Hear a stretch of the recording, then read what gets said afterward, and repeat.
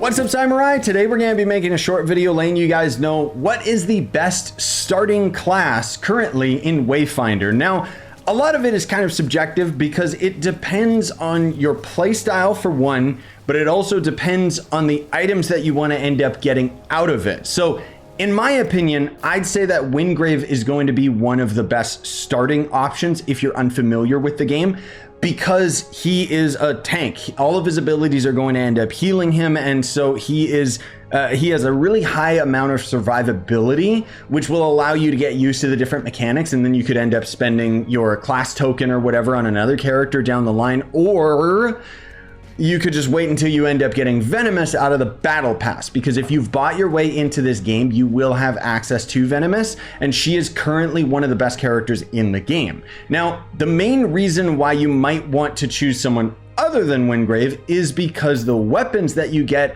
with the character are going to be different. So Wingrave is going to end up starting with the Vanguard, which obviously is a sword and board. It's got a defensive shield. It's really, really good weapon. But other characters like Silo is going to end up starting with a shotgun, which the shotgun is really, really powerful. And if you like the third-person shooting in this game, which you more than likely will if you're on mouse and keyboard, controller, it's not as good. The shooting is really fun and is essentially going to end up having Gears of War reloading, and the special ability on the default shotgun is also pretty good. It's a very powerful weapon, and his abilities themselves are also really, really fun and synergize quite well because he's kind of like the demo man where he throws grenades and stuff like that. But then there's also going to end up being Niss, who is going to start with daggers. Now, daggers are a very, very high offensive item in the game because instead of having a block, the daggers will allow you to do a parry.